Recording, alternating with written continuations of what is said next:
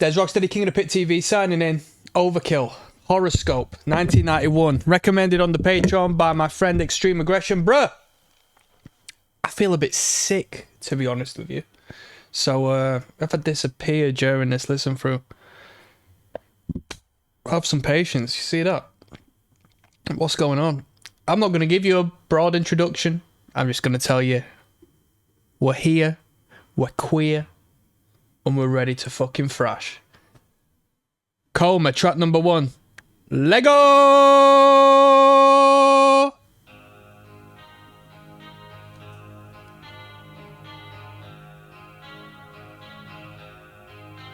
We got 11 tunes on this record, yes?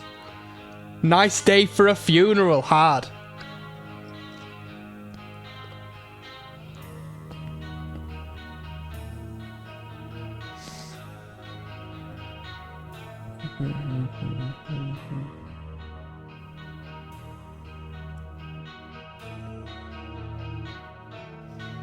The skull with the looking glass is hard. The orb. Let me ponder my orb. With the soul of a screaming person inside.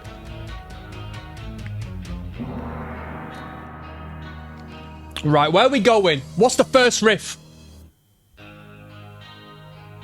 That was anticlimactic. Where's the first flipping riff, people? Come on. Let's get into it. Let's get into it. Let's get into it. Let's not mess about, people. This whole album could have been a greatest hits compilation, says Phelan. Let's go.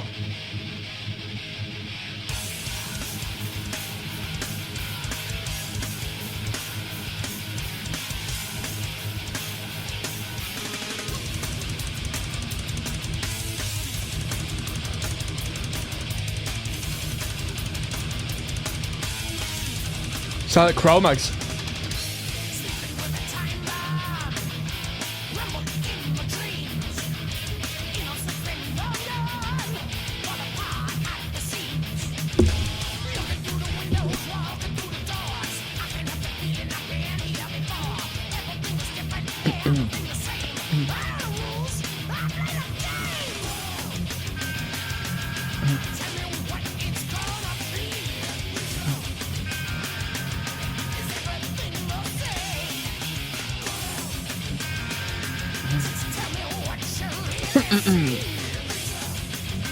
A lot of people agreeing that this is the best album of Overkill. And truth be told, Overkill put out like 7,000 records, hasn't it?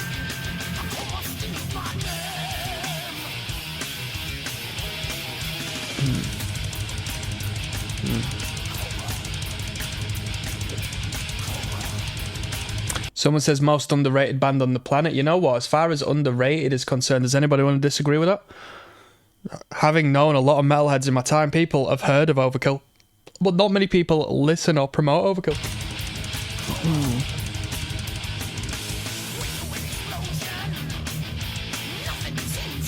It's a heavy tone, that, innit? Chunky.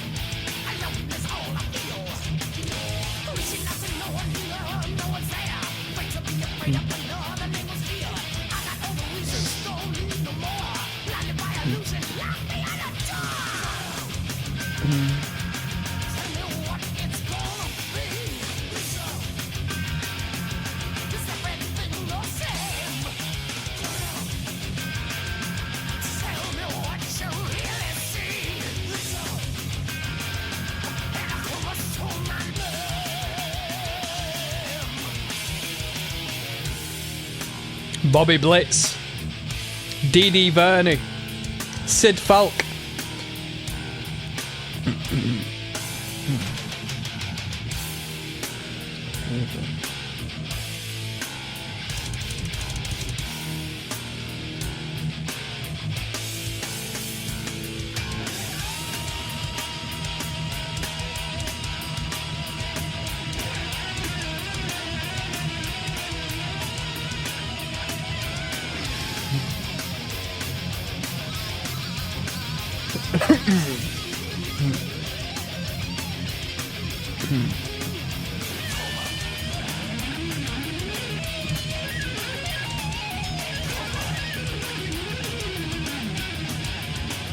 thrash bands have a thing, like traditional thrash bands. They always have a song about being in a coma. Have you not realised that? This is an odd reoccurring lyrical theme with thrash. I wonder why. I love the vocals. The vocals are ignorant as hell, man.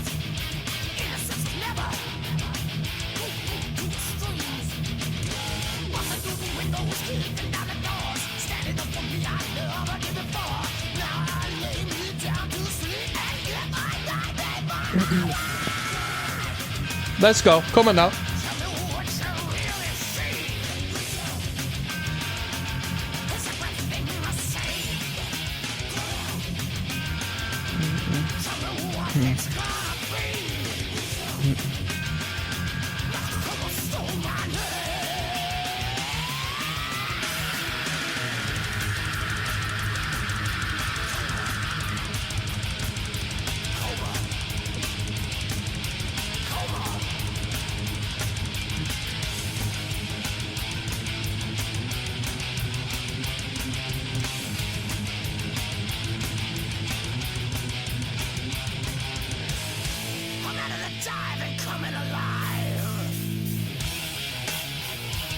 You're in the jungle, baby. Awesome. That was Coma. Let's move swiftly on. Infectious. Coming up next. There's ROCKSTEADY, King of the Pit TV, signing in. Track 2 of 11 is entitled Infectious. We're listening to Horoscope by Overkill. Bruh, get us to the riffs. Let's jump in.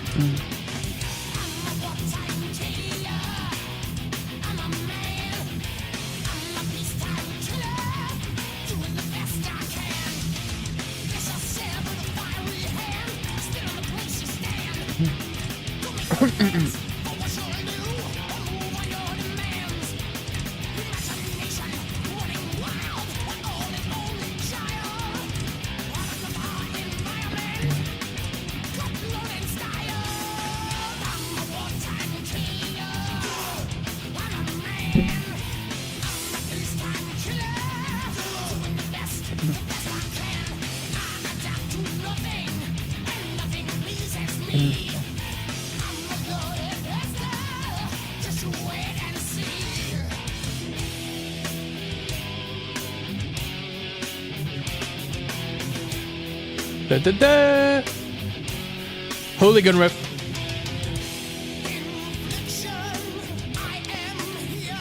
Suicidal tendencies, this. They're fucking with me subliminally. Listen, this is suicide tendencies.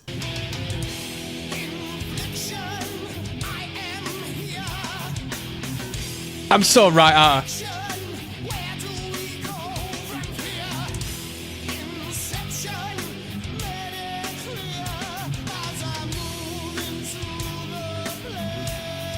Hard, so that King Diamond there.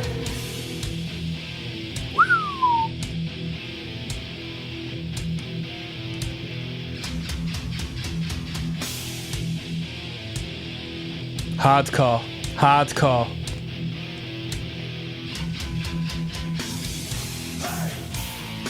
Oh.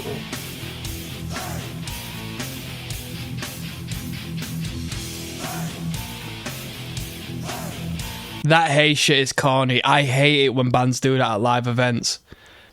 There's a difference between watching a local band and a band that has become accustomed to the big stage.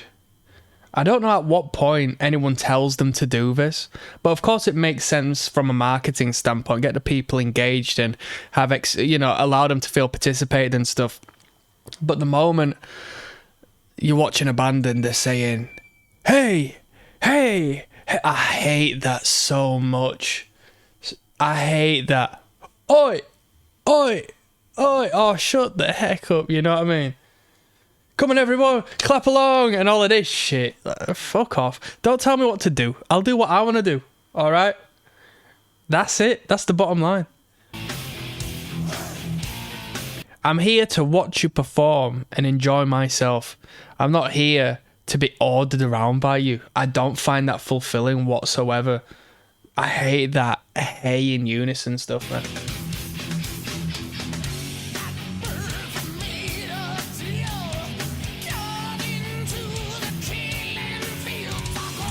It's on par with the human pyramid.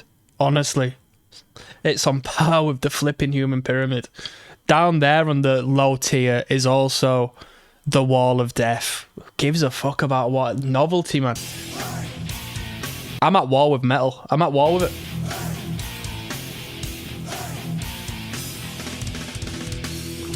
it. No more fun at events, please.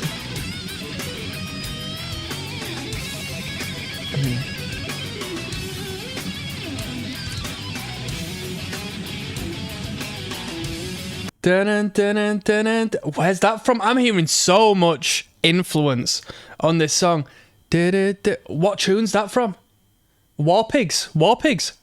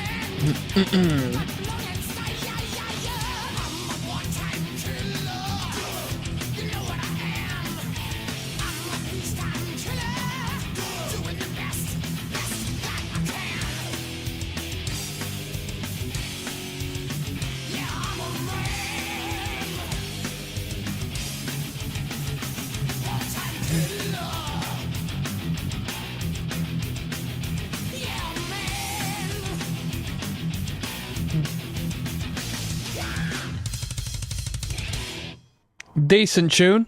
Decent tune. Nice heavy mosh riff in there.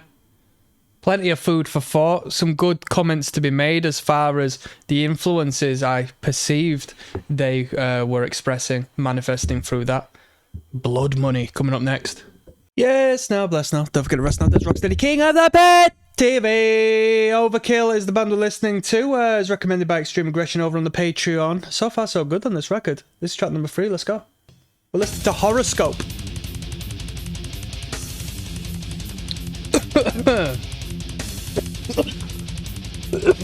Jesus Christ.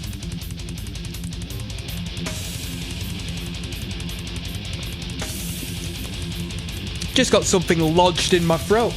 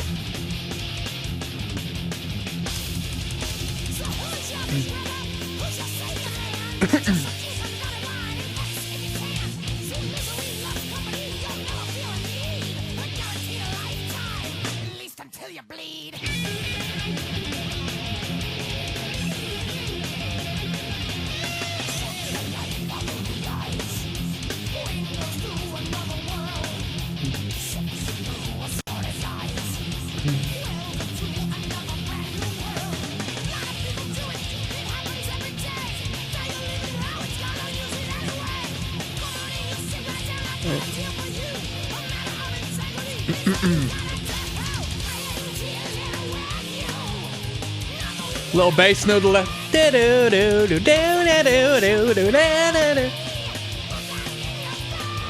Great section.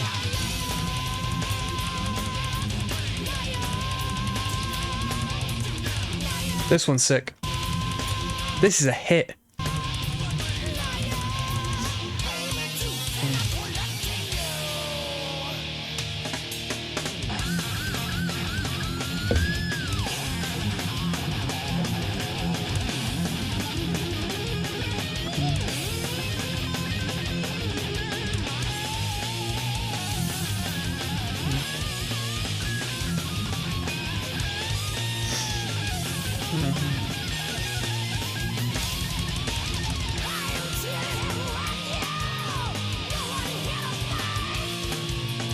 This sounds really fun to play on the bass guitar.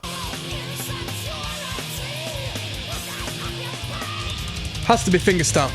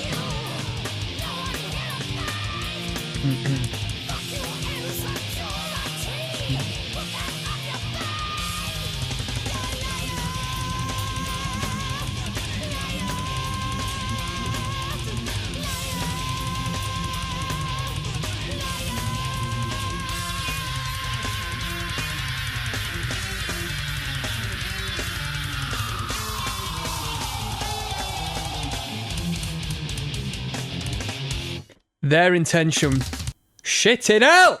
Their intention was to write a banger with that one. They just wanted to write a banger. They weren't bothered about the riffage and the song. They wanted a banger. That was a hit song, that. Blood Money was great. Thanks for Nothing coming up next. Yes, now. Let's now. Don't forget the rest now. Des Rocksteady, King of the Pit TV signing in. Track 4 of 11 on Overkill's Horoscope is entitled Thanks for Nothing. There was a record label around here. Indie record label, not so far. Like, not indie music, but an independent label called Thanks for Nothing Records. I wonder what happened to them. I kind of forgot who put... I think it was Scotland based, from what I remember. Right, let's jump in.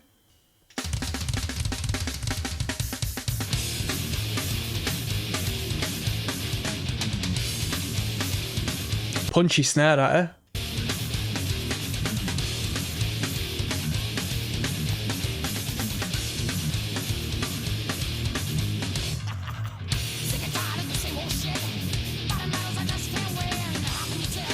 This sounds New York influenced. This sounds like... who does this sound like? It sounds very New York hardcore influenced. Like Breakdown.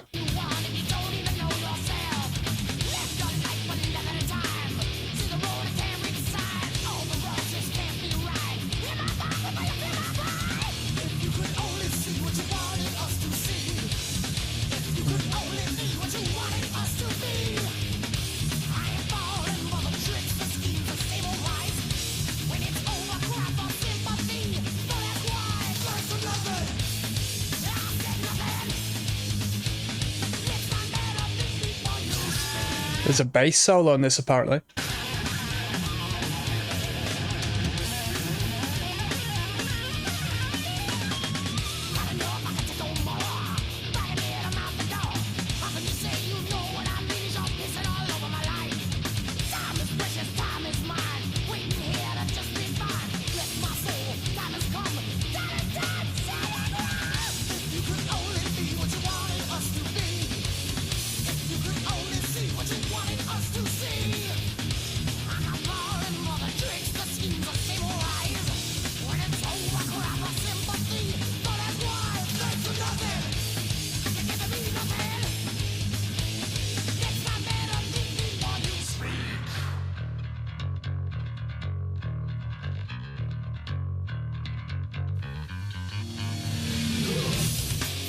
Yeah, this is very New York hardcore sounding, especially around the times 91.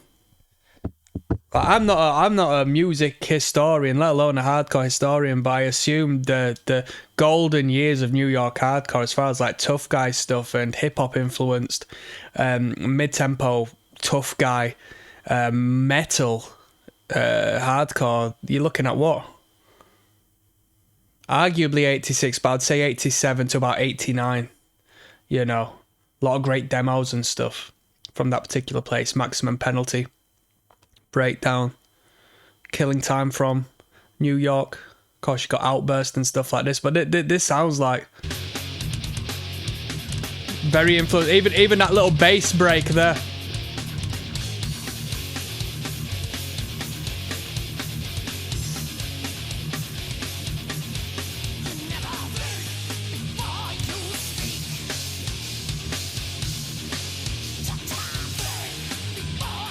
Was that a crash or a China? Is that a China? The China is an underrated symbol.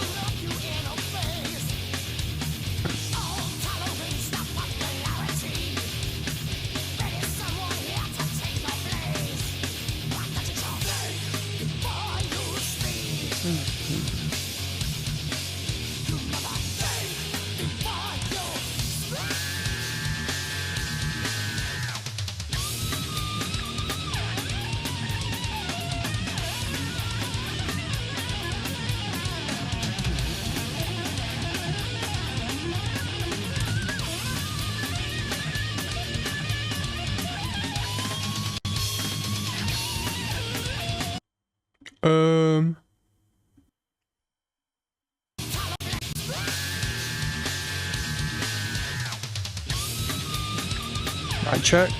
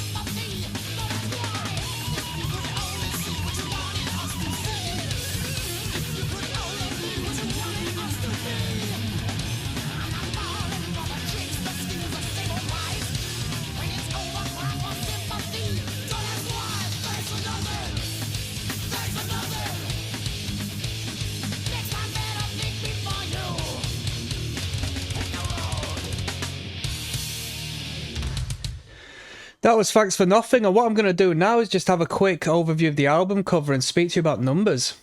So we've got the central point, the orb with the person's face screaming. That represents the one, the central point, right? Two hands hold on to the one. Look at the skull. The skull has 3 horns. Okay? We've got 4 major skulls creating the 90-degree angles of the square, right? The square represents the material realm. It's solid, structural, yeah? We've got the 5 represented by the spikes of the circle here. The bottom spike being the bottom spike as opposed to a top spike, which represents the inverted pentagram, you know, or at least the outline of such if we connected the lines. All right. Within that circle, the circle represents the spirit, by the way, the spiritual plane. We've got one of them hidden by the head, but 12 symbols, which I assume would represent the zodiac. I've not looked very close to what the symbolism actually is, but I assume it represents the zodiac, right? around the square, we've got these grey skulls, which is very odd because we've got, let's count them together, right? Starting on the left hand side, we've got 1, 2, 3, 4, 5, 6, 7, 8, 9 on one side, 1, 2, 3, 4, 5, 6, 7, 8 on the other, which is bizarre, right? Unless, I don't know if you can see what I can see, but can you see what I see? I'm probably blocking it up. I'm not gonna make myself any smaller. All right, just peep game. And then on the bottom we've got 1, 2, 3, 4, 5, 6, 7, 8, 9. I believe we've got 9. Who cares? Anyway, you do the maths. There you go. That's just a little bit of an assessment of the album cover in the realm of acknowledging the numbers. Let's keep on moving, shall we? Yes, now, bless now, people. Don't forget to rest now. It's Des Rocksteady at King of the Pit TV signing in. We're listening to Overkill. Horoscope is the act. Bare Bones is the title of this one. Track 5 of 11. This entire listen through goes out to my friend Extreme Aggression, who's putting the pit in King of the Pit TV. Let's go. I'm scared.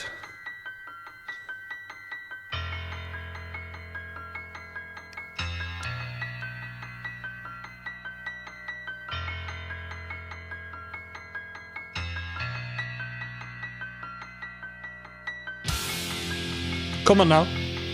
Letter.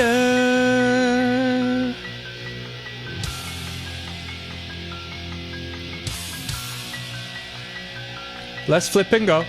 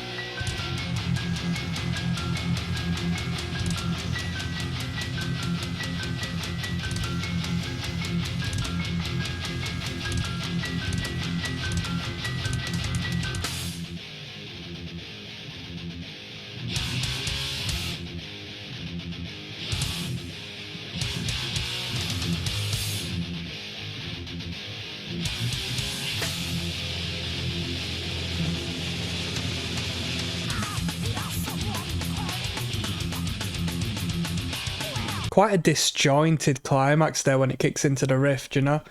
That's a production error there, in my opinion. The tempo change. You can hear the cut, can't you?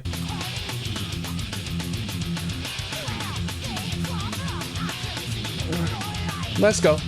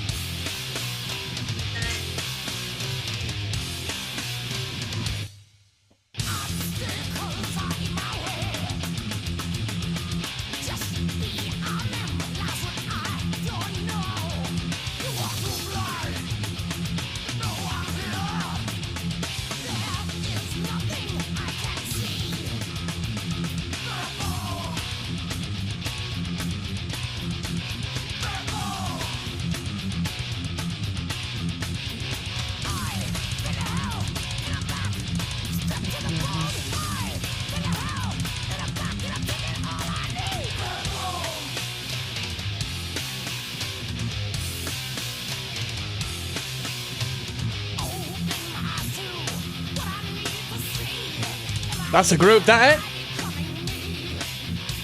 Come on.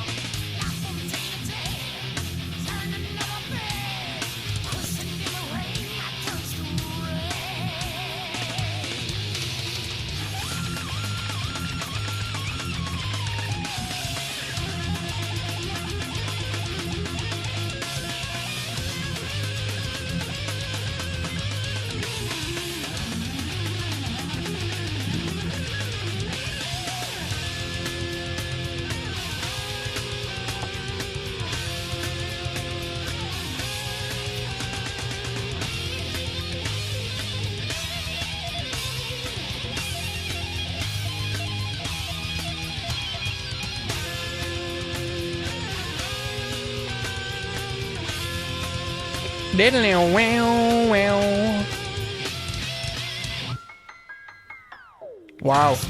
Awesome. Awesome. Better.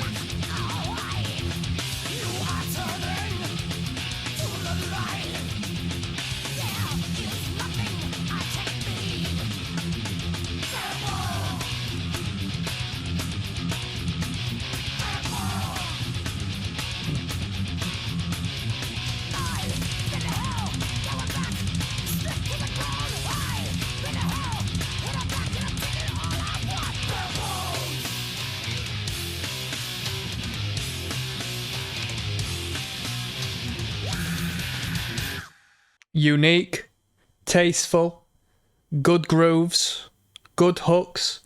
The piano bit, unique identity, but a little bit of novelty, you know. Oh, that Overkill song with the piano, a bit of novelty, but I like to hear a broad expression of ideas across the album, which they're providing us, right? So I'm not even hating.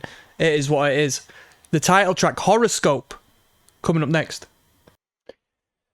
Yes, now bless now. Don't forget the rest now. It's Des Rocksteady here at King of the Pit TV signing in. We're listening to Overkill. The record's called Horoscope, and you know what? I've only just clocked on that it's a reference to a horoscope.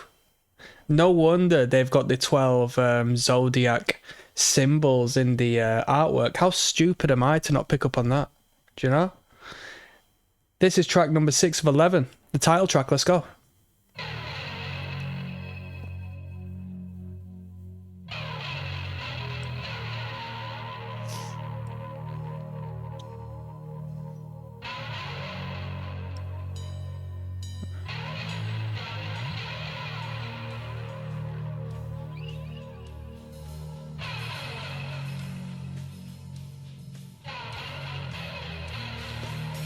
Blending in a little riffaroonie. Bow wow. Come on. It's a heavier riff than I thought it was.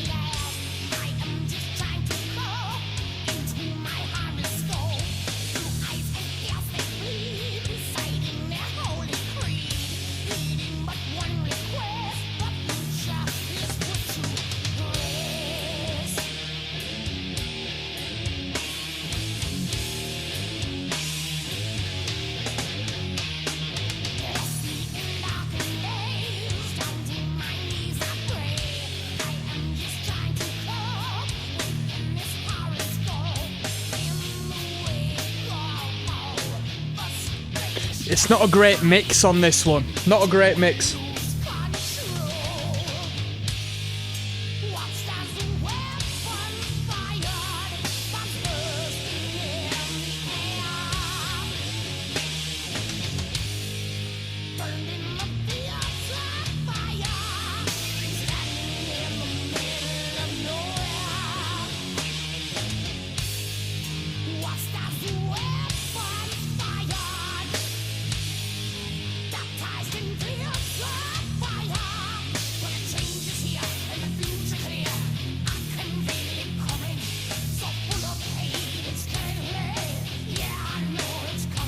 Someone says, might be unpopular, but Overkill should be in the big four. You know what? For the longevity of the band and the amount of quality content they've put out, why the hell not? You know? Some people say Testament. Who's better? Testament or Overkill?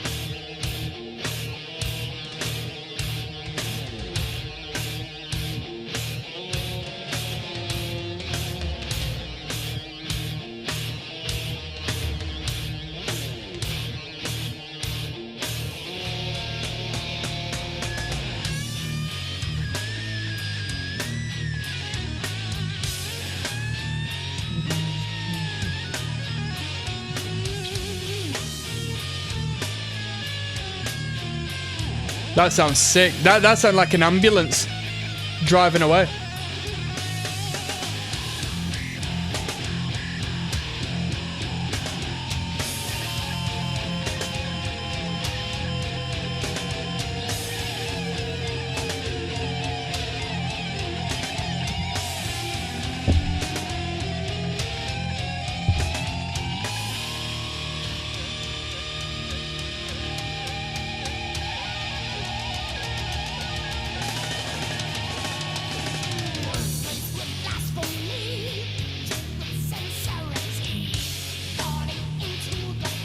The vocal is too thin on this track.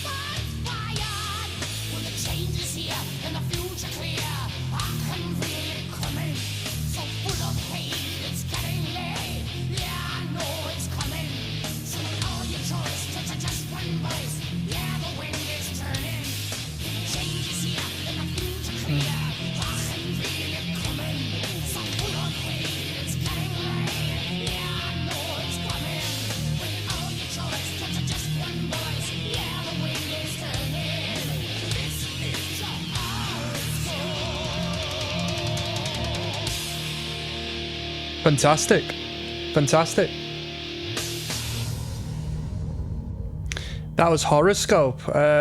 It could I say it was the weakest track on the record? Nothing wrong with slow as long as the riff is good. That was a bit of a bog standard riff. The mixing on that wasn't great. Vocal was thin and it just didn't sound very good, that track, in all honesty. I'd remove that one from the record, even though it's the title track. I'd get rid. New Machine coming up next, yes. Yes, now, Blaze. Now, there's ROCKSTEADY, king of the pit TV. Overkill is the band. The record is entitled Horoscope. Let's go! New Machine, track 7 of 11. Let's not mess about, people.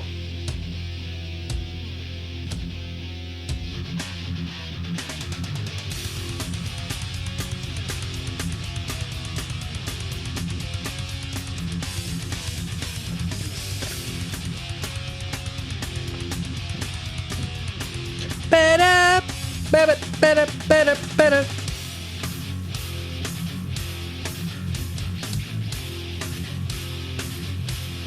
Bum bum bum bum. Bum bum bum bum.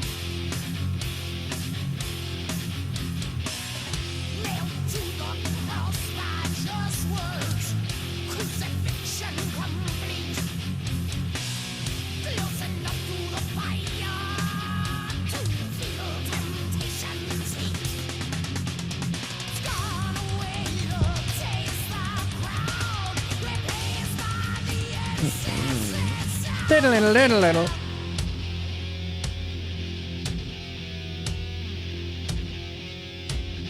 Better.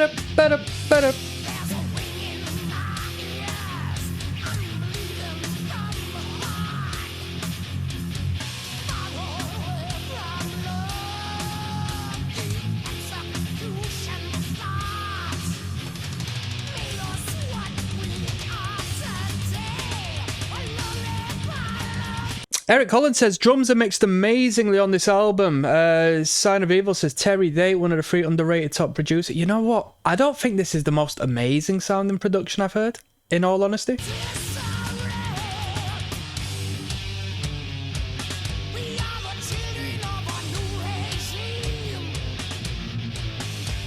The guitar tone's heavy though. When you hear the chug, dung dung, great chunk to it.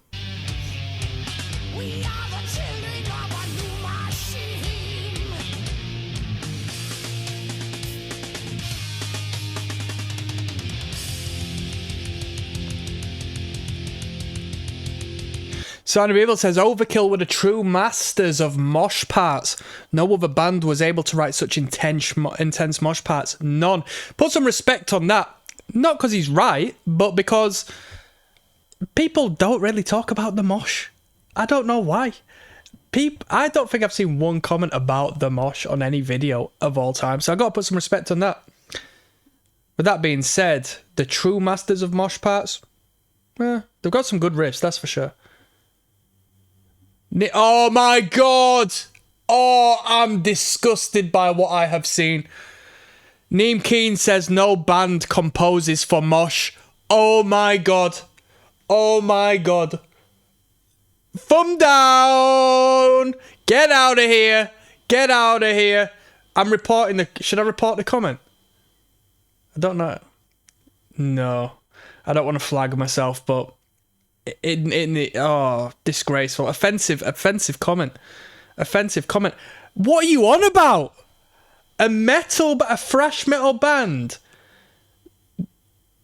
doesn't consider the pit when writing. Are you insane?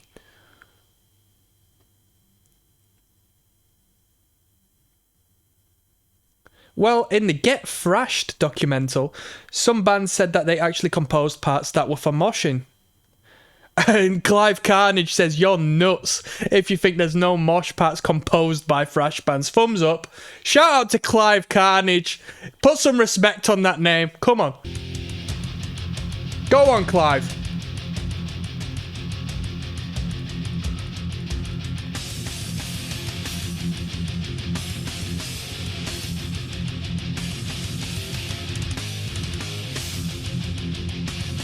This guy says, much better than the new Metallica/Megadeth album. It's probably also better than the new Overkill album. You can't compare a record from 91 with the old dudes of today, you know?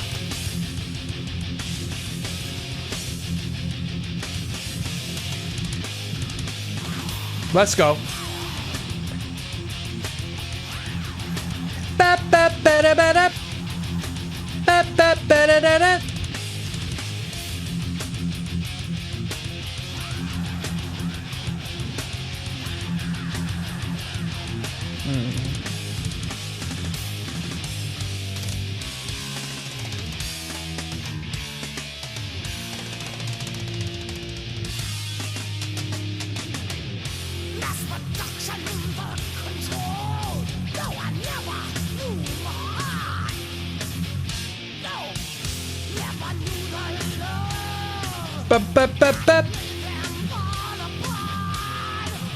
Good thing about Overkill is that they're not, or at least this record, they're not overly technical.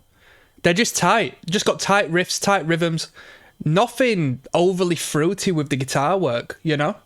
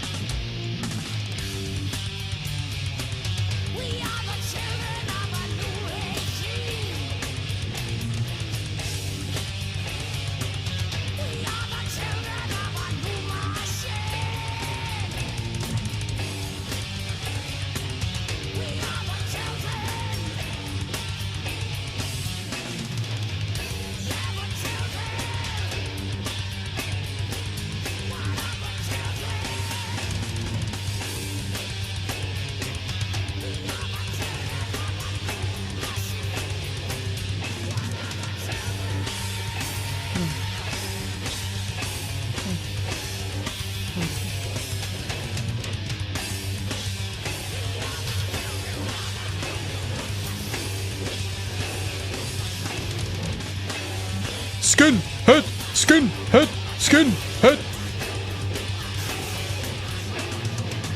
Speaking of skinhead, I've been thinking of shaving my head, you know. I have been thinking, not getting a bald, well, might as well just completely bick it bald, proper slap head. But I was just thinking like a crew cut, you know what I mean? Just blade it to one, and then just live my life without the worry of giving a hoot about my hairdo, you know what I mean?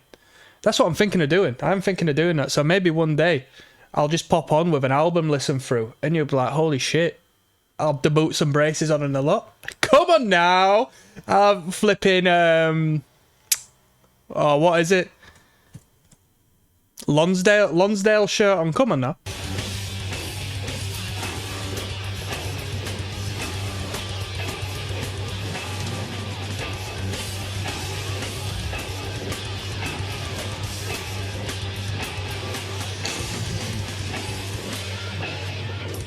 There you go, that was New Machine.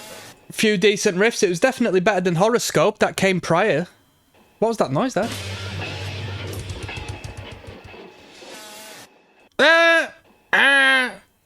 There you go, New Machine. Pretty cool. Frankenstein coming up next. I've actually got Frankenstein, the book. I've not read it. I just picked it up at a free library. I thought, you know what, it's a classic. I'll throw it into the old library. I'll see you in the next video. Yes! No! Rest now. Don't forget to rest now. There's Rocksteady! At King of the Pit TV. We're listening to Overkill. We're listening to Horoscope, which I only caught on the gist of the title of this record, like, on the title track. I was like 6 tracks in and just thought, wait a minute. Horoscope? Oh, shit. Anyway, we got unfortunately, Horoscope, the title track, was the worst track on the record, so, you know, here we are. Frankenstein is the title of this one. As I reference, if you're watching the entire album listen through, if you're so fortunate to be doing so, you'll know I'm just going to recap what I said a moment ago, but I've got, who wrote Frankenstein? Because it's like, Bram Stoker's it's Bram Stoker's Dracula, isn't it? Oh, Frankenstein was written by flipping...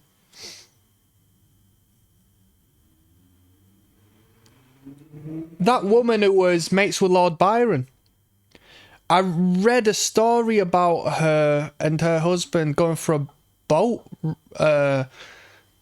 like a little a hangout on a boat with Lord Byron one time. The wife of Percy Shelley? You tell me. I'm not a poetic guy. I'm not a guy who's into fiction literature. No, I should do because I want to expand my vocabulary, but yeah, it just seems a bit pointless, really, doesn't it? But yeah, I do have this book. I also do have Dracula as well, but I took them from a free library. So here in England, we've got these little cute free library things situated here, there and everywhere, which if you wanted to distribute propaganda, it'd be a good place to do it. And I say that purely because I've picked up a few books here and there from these little free libraries. You're supposed to take one and give one, right? And then, you know, it's free books. And someone who likes reading, which the general populace doesn't, it's incredibly exciting to go up to them and see what's in stock, you know? Free books, yeah, fuck yeah. But I've picked up a few interesting reads, a few controversial, political, and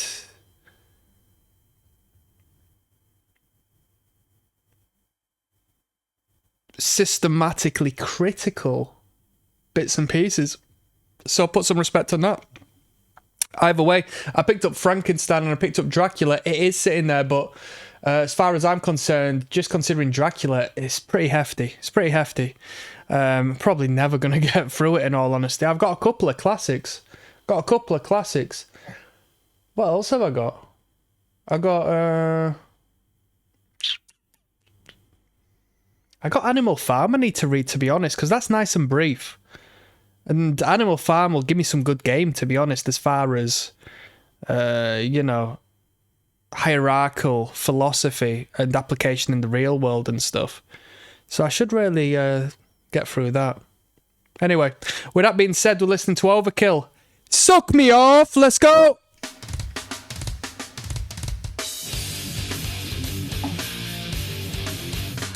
I swear I've heard this riff before.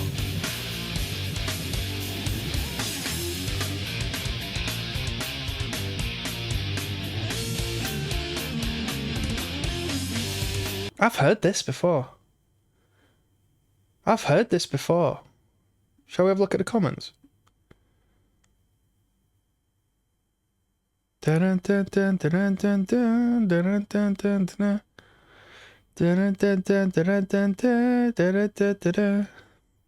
Best metal cover of a really old tune. Who did this initially? Who did this initially? Come on, put some respect on the original. Edgar Winter. How the hell do I know this song and I don't know about Edgar Winter? Where have I heard this number before?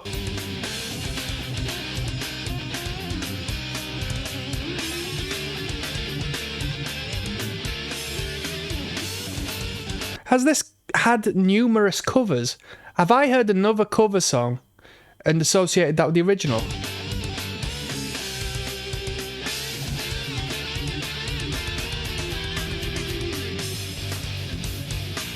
It's a groove though, isn't it? Do you know what else is a groove? Chameleon. Don't talk to me about Chameleon, people.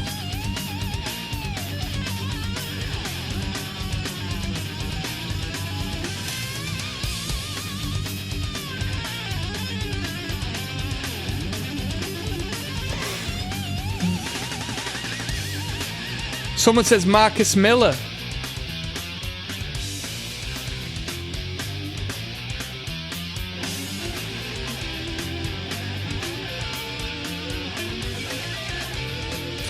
This guy says, yeah, but this is a pretty crap album.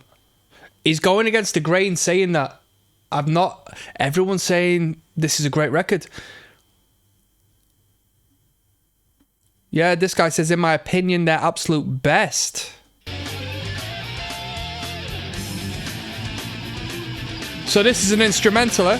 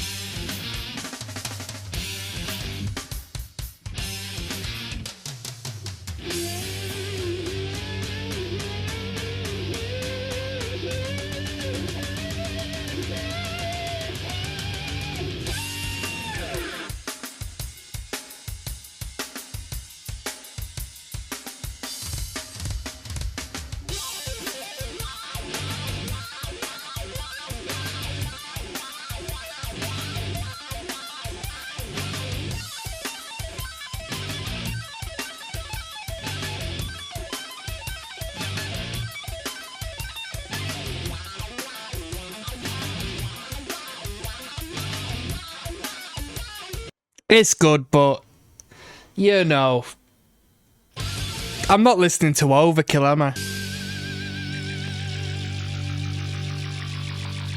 I thought they were using it as an introduction to the real deal, like an original piece of material.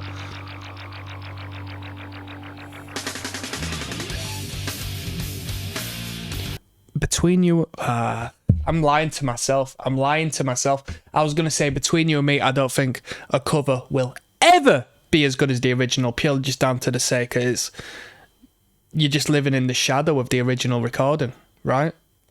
Duh, it'll never be as good. But I think the Red Hot Chili Peppers cover of Sly and the Family Stones, is it entitled If You Want Me to Stay or something? That's a beautiful number. It's down to the production of that song. That cover is better than the original.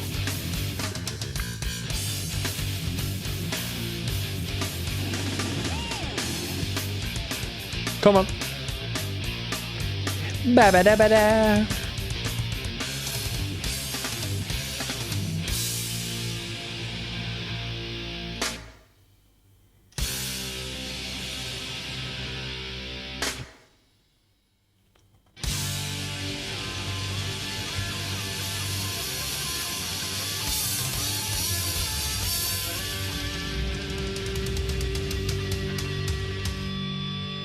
Boom!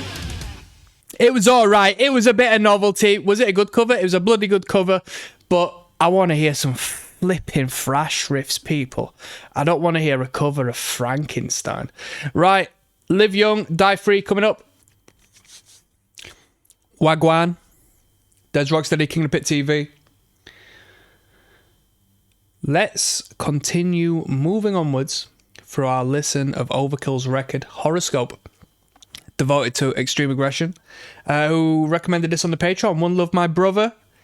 Let's just jump straight into the thrash. Live Young, Die Free, track 9 of 11. Alright. Do you know, some people believe that what we saw of the planes crashing into the towers on 9/11 was actually a simulation. It was a controlled demolition, but the imagery we saw of the planes going into the tower was but a simulation. Some people believe that. Have you found how in this day and age, in 2025, we're seeing more footage of that event than had ever been uncovered before? Isn't that weird? In the age of overt technological progress, or at least given to us. Them lot have got technology that are decades ahead of what they have given us, right? Come on now. Let's not be silly. What do you think the military don't have the deepest degree of technological advancement that we aren't even aware of and can't even comprehend? I think they reverse engineered...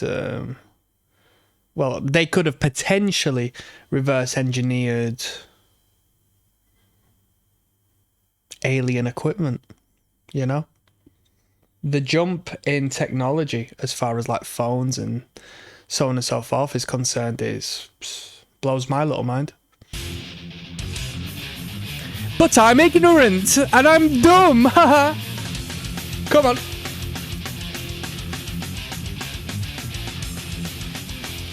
Let's go.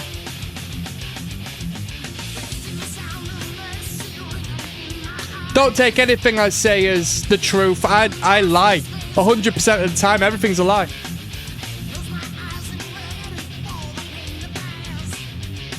It's all a performance, people. The world is a stage. That's what Shakespeare said. Although some people say Shakespeare was multiple people too. Who knows, eh?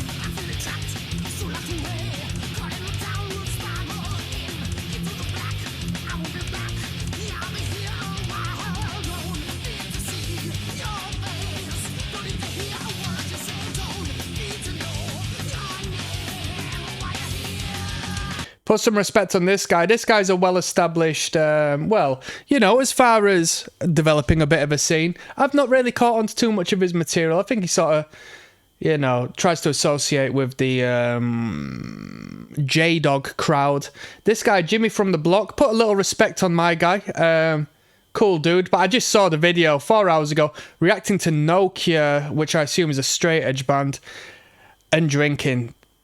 That's basic, that. Do you know what I mean? If you visit any straight edge video on planet Earth, there's always some guy in the comments just like, oh, smoking a bud to this.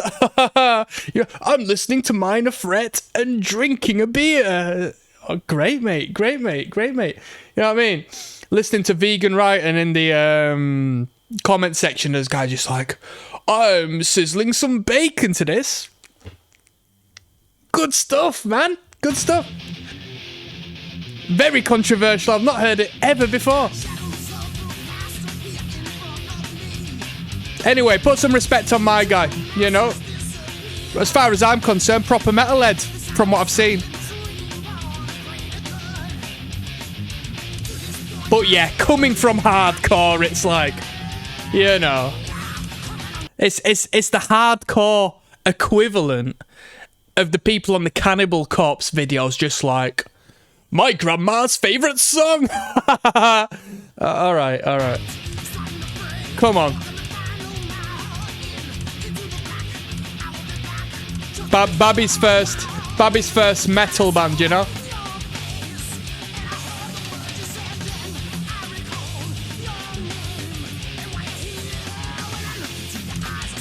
Speaking of beer, we don't need to listen to straight edge acts. We're sipping on a scrumpy jack to Overkill tonight, people. Get back, Chavy. I'm gassed.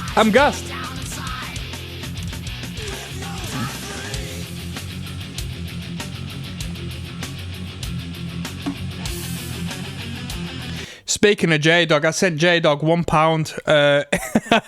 I sent J-Dog £1 sterling over PayPal for him to give a review of my new project, and I don't think he responded. He's asking for 50 quid. Which is fair, but he didn't advertise it as such. He said £20, I think it was. No, I think it was like, I don't fucking know what it was, $10 or something, to respond to a PayPal request. And he didn't put the price in the description of the reviews. So it's like, I sent him over 20 quid thinking I was doing something good, or $20 I sent him over thinking I was doing something good, giving him a surplus above and beyond what he asked for. And then he responded. I was fucking pissed at the time I sent this review. I didn't put the link to the music. What a dumb dickhead I am. So I sent him this unlisted link, or what I thought was an unlisted link. Didn't even add it to the fucking thing. Pissed away 20 British sterling, or dollars, whatever. I think he ended up receiving like £17, €17 or some bullshit. You know what I mean? And he made a comment of that on the video because of the PayPal translation. And well, it's dollars, euros out in the mix. This Scrumpy Jack's going to my head. And yeah, he said he would have actually given it an overview, so thank you very much for that. He clearly had a search for it, but considering it was unlisted, he didn't find it. So let me put some respect on Jade. I'm a very entertaining guy. I do appreciate who he is and his content and his character. He's a good figure, and it'd be good to have a good engagement with him, to be honest, and speak to him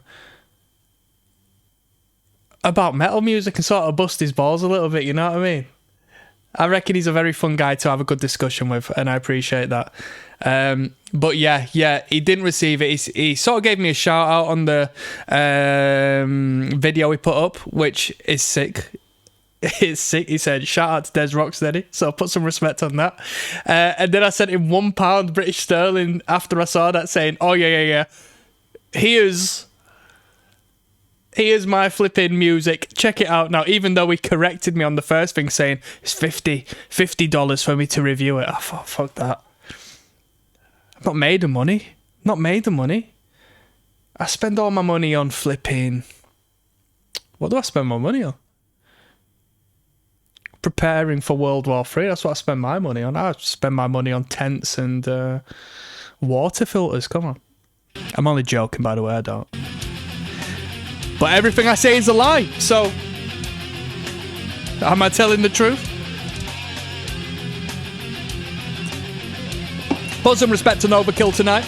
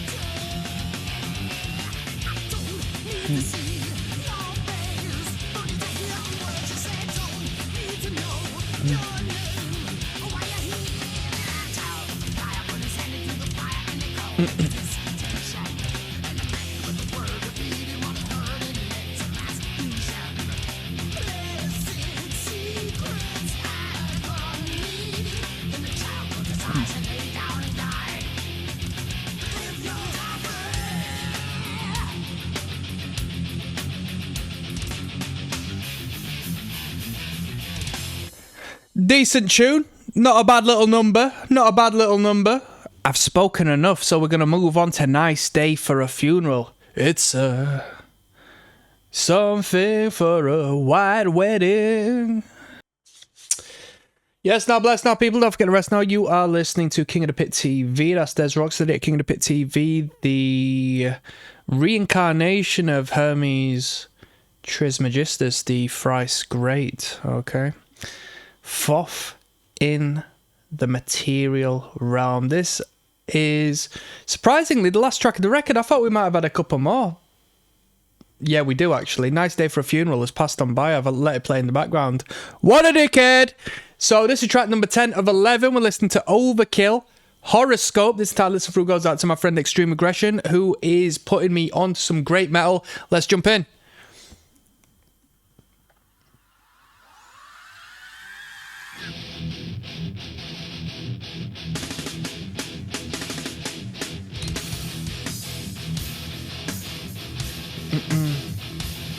Put some respect on this comment. Paul says, my mama just recently passed. I played this that day. Some liked, some not. But I know mama did, because she never made me turn my volume down. Put some respect on that. I love that. I love that. I love that. Son, you know, as long as you're not going out of your way to piss off your neighbours or anything like that. Son, you love your music. You get involved and you adore the bands you support and so forth. Who am I to tell you to lessen your experience and connection with this? Put some respect on that. I'm thumbing that up. God bless her soul. God bless. God bless. God bless. Perfect.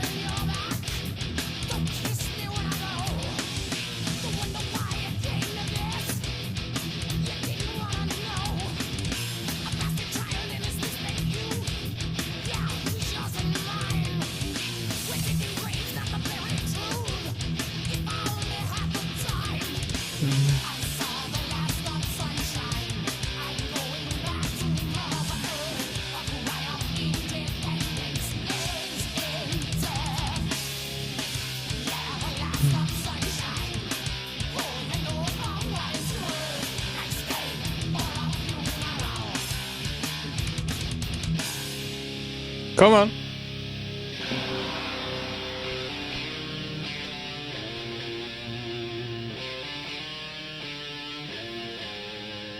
Let it down, down, down, down.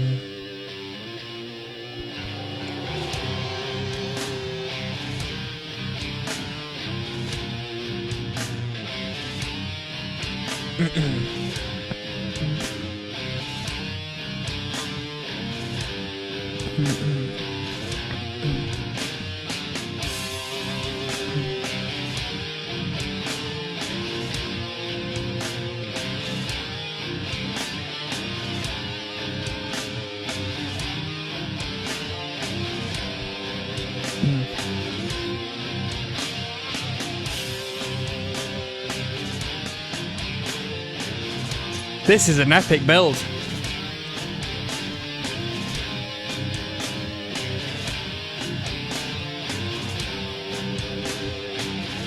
The funeral march. Dun-dun-dun. Dun-dun-dun. Dun-dun-dun. Dun-dun-dun. Wow.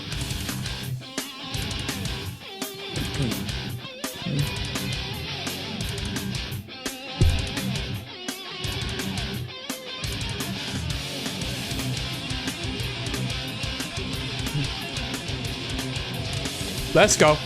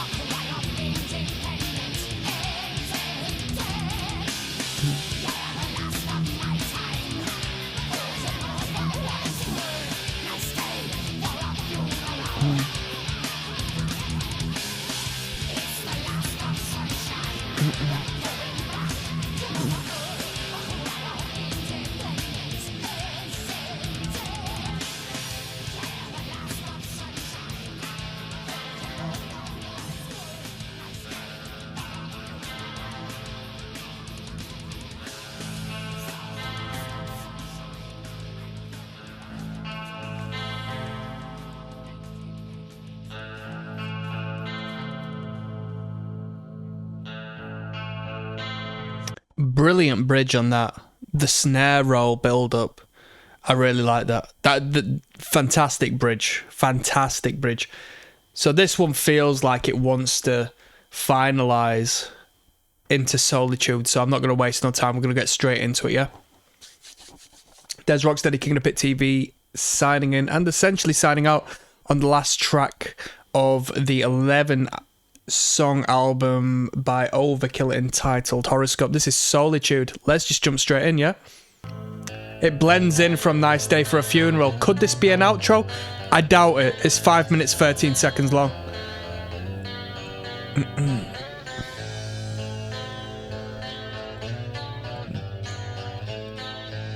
Overkill is metal. True metalheads will know. It's more than some Megadeth and Metallica.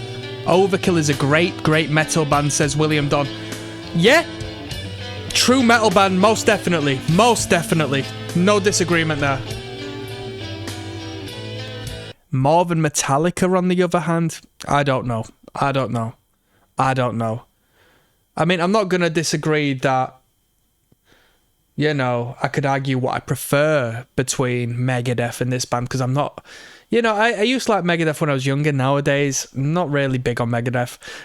But Metallica, even though it's corny, because it's like, you know, the flipping Taylor Swift of metal music, Metallica have put some bloody good songs together. Metallica are flipping good as a band, man. As songwriters, as artists, as... yeah, Metallica are fucking good.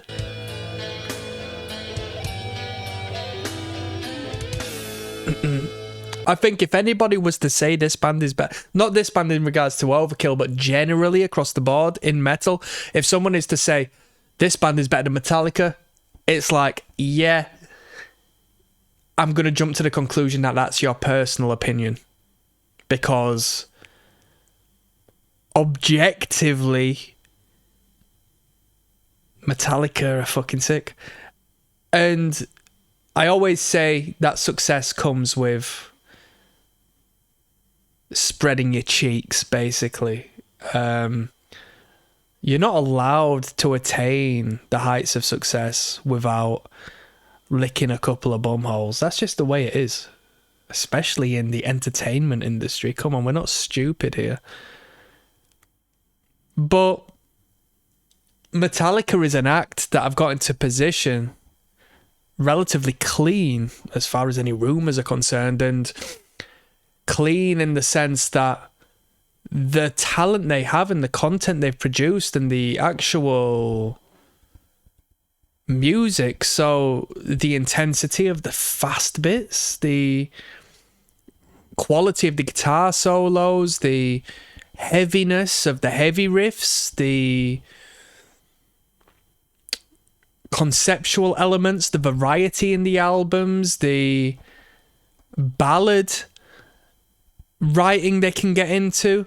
Across the board, Metallica do tick the majority of boxes. Metallica are brutal when you're hearing the heavy riffs of Metallica, when you're hearing the fast, thrash riffs of Metallica.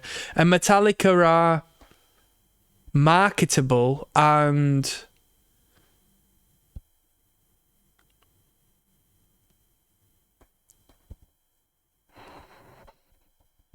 understood, like, as far as their actual melodicism and songwriting is concerned. The penmanship of Hetfield is phenomenal. Absolutely really good, really good. So I'm ranting and raving here about Metallica, but that's the God's honest truth. And I don't really know Metallica post and Justice for All. But from what I know from Ride the Lightning 2 and Justice for All is all I need to know about how flipping incredible that band is. I don't sit around and listen to Metallica, but come on, you can't deny the quality of that music.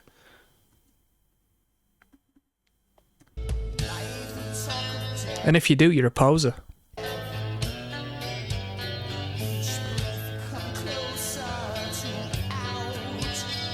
Should I listen to Candlemass next?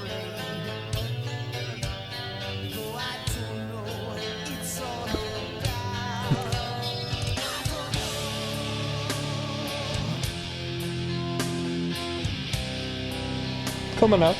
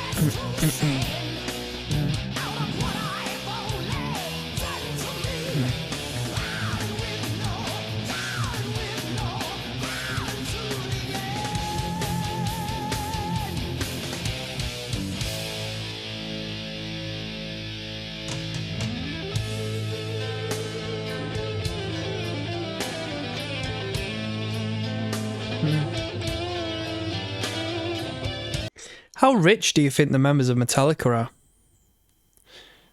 Shall we find... I'm just going to have a quick Google search. I'm going to have a look at what Google tells me Hetfield's net worth is. One moment.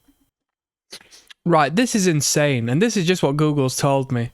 I did have a little scan down to see other news reports, see if they were referring to different numbers.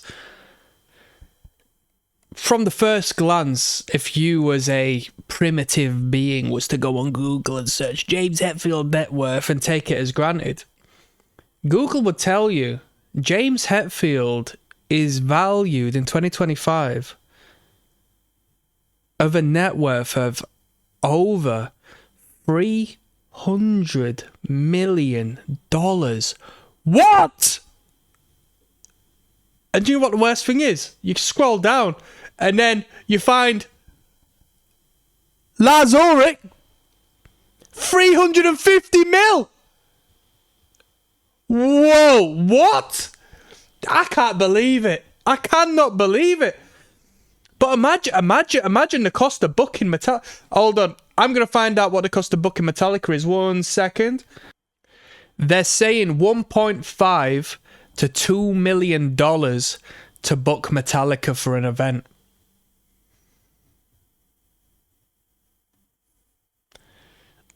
I wonder what... I would love to see the Metallica contract.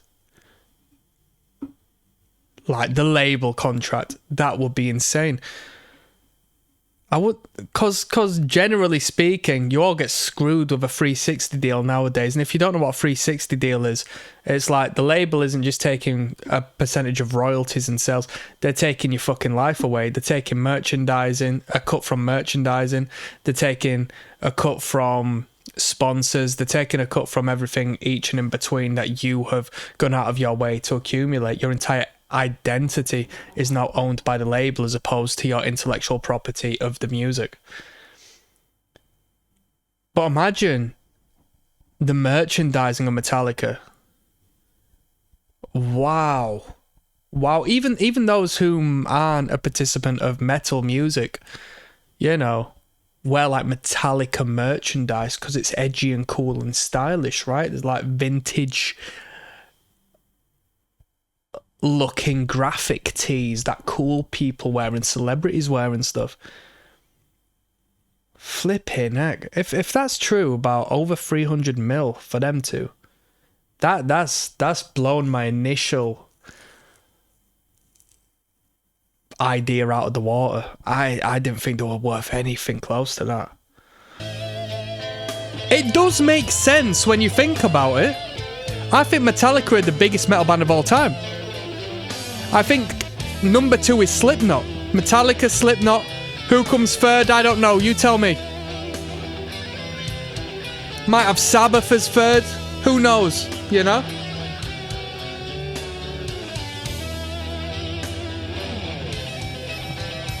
Overkill is third, yeah?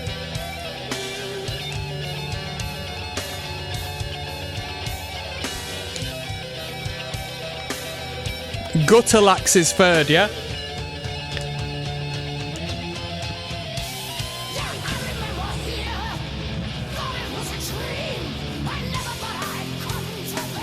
Come on now.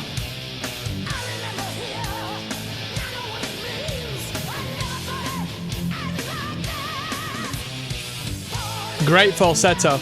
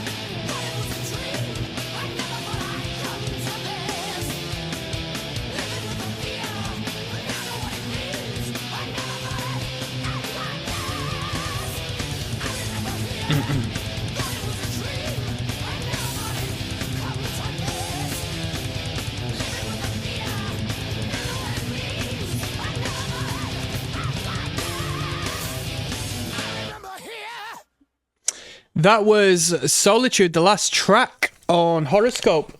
There we go. What more can be said? I'm going to do my final video from here on where I give you my final overview of this record as a whole. I'll rate it out of 10 for you and we'll call it a night, alright? See you there. Yes, now bless now people. Don't forget to rest now. It's Des Rocksteady at King of the Pit TV. I'm just going to give you my final overview of this album. I'm going to give you a little brief review of the record Horoscope by Overkill. Yes, it was recommended on the Patreon by my good friend Extreme Aggression. EA Sports. It's in the game. Where do we start? 11 tracks, no filler whatsoever, consistent material. Good variety as far as a thrash metal band is concerned, you know, especially from the 90s, because all of these 90s thrash just like same song, same song, same song, same song. You might catch a riff you like, but overall the general composition is the exact same.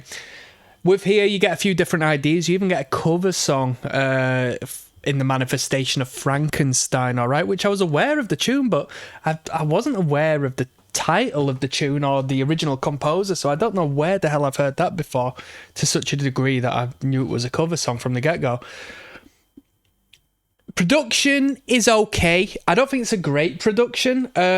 It's an adequate production, but it wasn't a production that I thought of. Well, do you know what? I'll be honest with you. I listen to it and I think they've paid a lot of money for the production, but I don't listen to it and hear an expensive production. You know, it's not an incredible production. The guitar tones are good, but you know, setting tones on an amp isn't a production job, really, is it? The studio magic of the recording isn't fantastic. It's good, but it's not polished to the degree where I would say it was incredible, right? I'm unlike some people. I like metal music to be polished. Like I like an overt tech, ahead of its time, progressive, sparkly, glittery studio production. When it comes to hardcore music, when it comes to punk music, yeah, we can have a shit production there. That's fantastic. I'm happy with that. But when it comes to metal music, come on, let's have a good flipping product. I don't want to hear no grittiness. I don't want to hear no nonsense when it comes to that. I want pop-esque production, and this didn't provide that to me. Anyway, that's outside of the band's, you know, performance or instrumental or capabilities or writing, right? Let's talk about the actual act and the actual project. Good vocal performance. Enjoyed the vocal performance. I like his delivery. I like his vocal tone, you know. That's genetic makeup. You can't really manufacture too far left or right outside of what you are and what your vocal cords can produce. And this dude, Bobby Blitz, in my opinion, has got a good vocal. He's got a unique vocal, and I like his vocal. I think he's pretty cool. I think it's pretty cool. Lyrically, there's some good lines. There's some good moments. Few hooks here and there. Riffing, not overtly technical, not overtly complex. I love that. I don't want to hear technicality, really. I'm not a tech head. I'm a guy who likes rhythms. I like tightness, rhythms, tasteful intervals, and that's what I want, you know? If you can tick them boxes, I don't care about your solos, I don't care about your licks, I don't care about this, that. And this band provides a good, strong, firm, just no BS. Give us the riffage. Very good. Drumming was okay. It was okay. It wasn't bad. There you go. As far as bass, pretty good. Can't complain. There was a few moments actually on this record where the bass really stood out. There was particular bass lines where I was like, fucking hell, have you heard that? And I want to put some respect on that, because that's rare. That's really rare that the bassist is even acknowledged by someone like me who listens to the record and reacts to the record. It's just like, you know, out of sight, out of mind. The bassist isn't confident enough to exist on the record. You know, you have to really go out of your way to be acknowledged as a bassist on a record if you want to be acknowledged. Otherwise, you're just non-existent. Yeah, you serve purpose as a frequency, but the people are listening to the riffs of the guitar. Some songs were better than others. Some riffs were better than others. Overall, it was cohesive. There was a good standard. I'll rate this record. I'll give it a 6.5 out of 10. There was no moments in particular that really sold me. We've listened to some good Overkill, and this is a good record. And the thing is, at the start of this, on track number 1, Coma, the first comment was just like, this is Overkill's greatest hits record. This might as well be a greatest hits. I don't think so. I don't think so. And you know what? Arguably, I think I would give it a 7, maybe even more, if the production, the producer, and the product sounded more polished, more clean, and more, Lady Gaga, in all honesty. That's all I've got to say. On that note, I'm signing out. What an experience. Peace.